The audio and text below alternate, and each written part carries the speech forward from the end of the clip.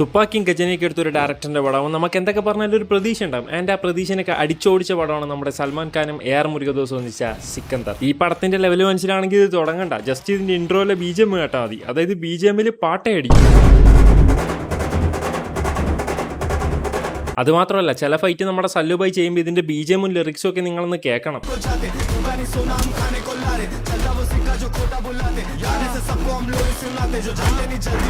പിന്നെ ബാക്കി ഇതിൽ ഫൈറ്റ് ചെയ്യാനൊന്നും വയ്യ, പുള്ളി ഇതിൽ ഇരുന്നിട്ടൊക്കെയാ ഫൈറ്റ് ഒക്കെ ചെയ്യുന്നത്.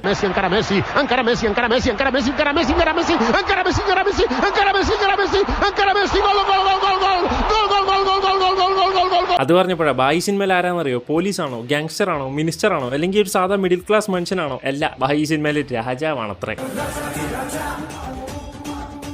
ആൻഡ് ഈ ഒരേ ഒരു രാജാവിന്റെ രാജ്ഞിയാണ് നമ്മുടെ രശ്മിക മന്ദാന. ബാക്കി എല്ലാ പടത്തിലുള്ള പോലെ പുള്ളിക്കാരി ഒരു സ്കെയിലിൽ ഇങ്ങനെ വെറുപ്പിച്ച് വരികയായിരുന്നു.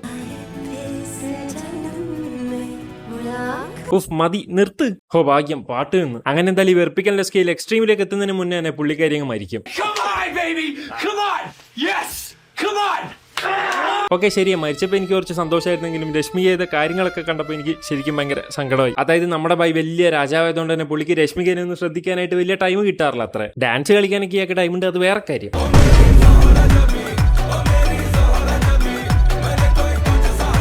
എന്തായാലും അത് വിടും. പക്ഷേ സംസാരിക്കാനൊന്നും ടൈം കിട്ടാത്തതുകൊണ്ട് തന്നെ പുള്ളിക്കാരി സംസാരിക്കേണ്ട ഇമ്പോർട്ടന്റ് ആയിട്ടുള്ള കാര്യങ്ങളൊക്കെ സല്ലു ബൈക്ക് വാട്സപ്പിൽ മെസ്സേജ് ആയിട്ടാണ് അയക്കുന്നത്. അങ്ങനെ രശ്മിക മരിച്ചതിന് ശേഷമാണ് ബായി ഈ വാട്സപ്പിൽ ഇമ്പോർട്ടന്റ് ആയിട്ടുള്ള മെസ്സേജസ് ഒക്കെ കാണുന്നത്. ഗുഡ് മോർണിംഗ് ആടെ, ഇതാണോടെ നിങ്ങളയച്ച ഇമ്പോർട്ടന്റ് ആയിട്ടുള്ള കാര്യങ്ങൾ. അങ്ങനെ പിന്നെ നോക്കുമ്പോൾ സല്ലു ബൈക്ക് ഫേവറേറ്റ് ആയിട്ടുള്ള ഡിന്നർ ഉണ്ടാക്കി വെച്ചെന്നുള്ളത് തൊട്ടിട്ട് ഫോൺ വീട്ടിൽ വെച്ച് മറന്നുപോയി എന്നുള്ളവരെ പുള്ളിക്കാരി വാട്സപ്പിലാണ് മെസ്സേജ് ആയിട്ട് ഇട്ടേക്കുന്നത്. ഇനി ഇവളെ ഇങ്ങേരെ തന്നെ ശല്യം സഹിക്കാണ്ട് പ്ലാൻ ചെയ്ത് കൊന്നതാണ്. എന്തായാലും ഇതൊക്കെ കണ്ടു കഴിയുമ്പോൾ നമ്മുടെ ബായിക്ക് ഭയങ്കര സങ്കടം. അതിന്റെ പുള്ളി ഒരു കവിത പാടി അങ്ങ് കരയും.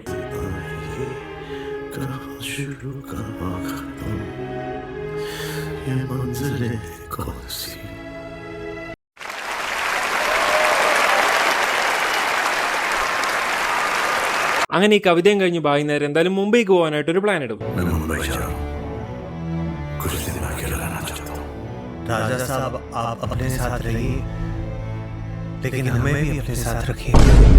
ഓക്കെ, നിങ്ങളൊക്കെ കൊണ്ടുപോയി എങ്ങനെയാണ് അത് സോളിറ്റ്യൂഡ് ആവുന്നത്? എനിവേ ബായി എന്തായാലും ഇവരെല്ലാരെയും കൂടെ കൂട്ടിയിട്ട് ഒറ്റയ്ക്ക് സമയം കണ്ടെത്താനായിട്ട് മുംബൈ പോകും. എന്തായാലും മുംബൈയിലെത്തിയ ബായി ഫസ്റ്റ് തന്നെ ഭാര്യയൊക്കെ മരിച്ചിരിക്കുകയാണല്ലോ, അതുകൊണ്ട് തന്നെ ആ ഒരു സങ്കടത്തിൽ ഒരു ഹോളി അങ്ങ് ആഘോഷിക്കും.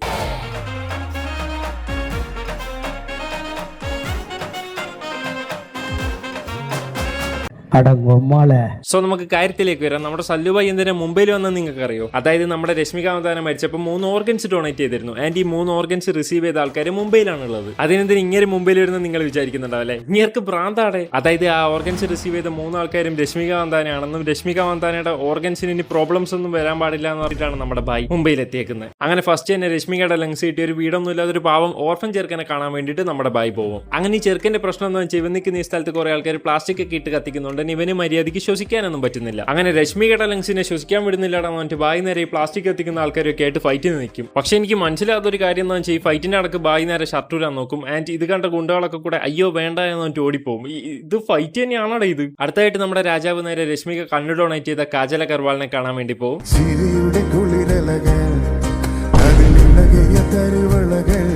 രശ്മികയുടെ കണ്ണ് കാണാനാണെന്നൊക്കെ പറഞ്ഞിട്ട് പുള്ളി നേരെ കാജൽ അഗർവാളിന്റെ അടുത്ത് പോയിട്ട് എന്താ കണ്ണ് കാണും കുറച്ചു നേരം. എന്നിട്ട് 2 ദിവസം കഴിഞ്ഞിട്ട് പിന്നെയും പോയി കാണും. എന്നിട്ട് 2 ദിവസം കഴിഞ്ഞിട്ട് പിന്നെയും ലഡുവും ജിലേബിയൊക്കെ ആയിട്ട് പോയിട്ട് കാണും. ഇത് കണ്ണ് കാണൽ തന്നെയാണോ ഇവൻ ഉദ്ദേശിക്കുന്നത്?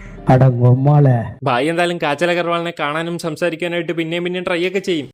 ഞാൻ ഒറ്റയ്ക്കാണ്, അവിവാഹിതനാണ്. പക്ഷെ പുള്ളിക്കാരൻ നൈസായിട്ട് എന്തൊക്കെയോ സാധനങ്ങളൊക്കെ കൊടുത്തങ്ങ് ഒഴിവാക്കി വിടും നമ്മുടെ പാവം സല്ലുബായിനെ. സ്ത്രീകള് താല്പര്യം കാണിച്ചതിന് ശേഷം പെട്ടെന്ന് എന്തുകൊണ്ടാണ് പിന്തിരിയുന്നത്? അടുത്തായിട്ട് നമ്മുടെ രശ്മിക ഹൃദയം ഡൊണേറ്റ് ചെയ്ത പെണ്ണിനെ കാണാനായിട്ട് നമ്മുടെ സല്ലുബായി പോകും.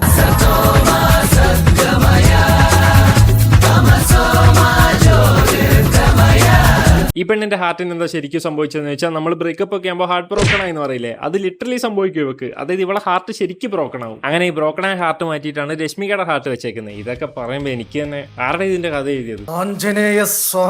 അങ്ങനെ രശ്മികയുടെ ഹാർട്ടും ബ്രോക്കൺ ആക്കണ്ടെന്ന് വെച്ചിട്ട് നമ്മുടെ സല്ലുബായി പറയും നീ അവനെ പറ്റിയൊക്കെ മറക്കുക, ഇനി ബ്രേക്കപ്പിനെ പറ്റിയൊന്നും ആലോചിക്കണ്ടെന്ന്. അപ്പോഴാണെങ്കിൽ അവള് പറയും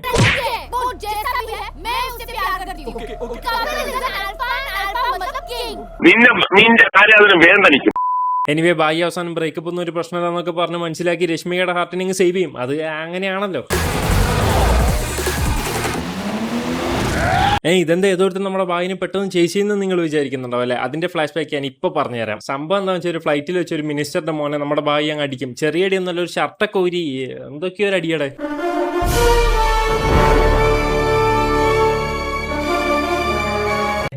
എന്തായാലും അടിക്കുന്നുണ്ടെങ്കിലും അവസാനം വെള്ളമൊക്കെ കൊടുത്ത് മുടിയൊക്കെ ചീവി കൊടുത്തിട്ടാണ് നമ്മുടെ പാവം ഭായി അവനെ വിടുന്നത്. നല്ല പാവം മര്യാദയുള്ള മനുഷ്യൻ.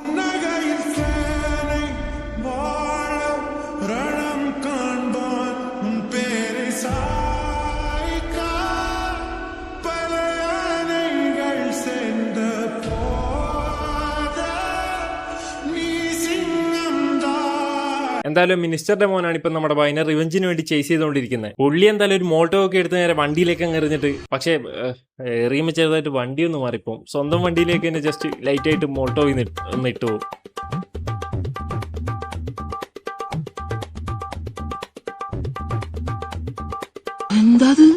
ആൻഡ് ഇതൊക്കെ കഴിഞ്ഞിട്ട് നമ്മുടെ മിനിസ്റ്റർ ഭായിനെ വിളിച്ചു പറയും, നീ എന്റെ മോനെ കൊല്ലുമല്ലാടാ.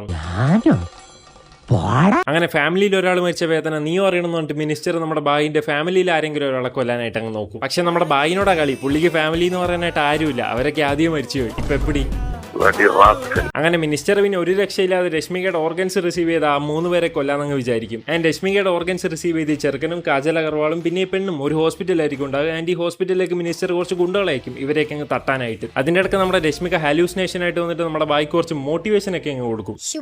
സത്യം പറഞ്ഞ ഇതൊരുമാതിരി വല്ലാത്ത ഹാലൂസിനേഷൻ ആണ്. ഇടയ്ക്ക് വന്നിട്ട് മോട്ടിവേഷൻ കൊടുക്കും, ഇടയ്ക്ക് വന്നിട്ട് ഹോളിക്ക് ഡാൻസ് കളിക്കും, ഇടക്കാണെങ്കിൽ ഐറ്റം ഡാൻസ് വരെ കളിക്കും. ഇത് എന്തോന്ന് ഹാലൂസിനേഷൻ ആണ്. എനിവേ ഈ മോട്ടിവേഷൻ ഒക്കെ കിട്ടിയ മിനിസ്റ്റർ അയച്ച ഗുണ്ടകളെ തടയാനായിട്ട് നേരെ ഹോസ്പിറ്റലിലേക്ക് പോകും. പുള്ളി രാജാവാണല്ലോ, അതുകൊണ്ട് തന്നെ ബാഹുബലി സ്റ്റൈലിലാണ് ഗുണ്ടകളൊക്കെ തടയുന്നത്.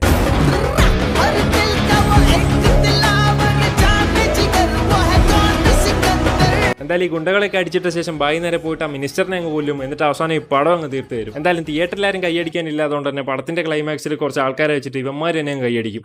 അത് മാസം.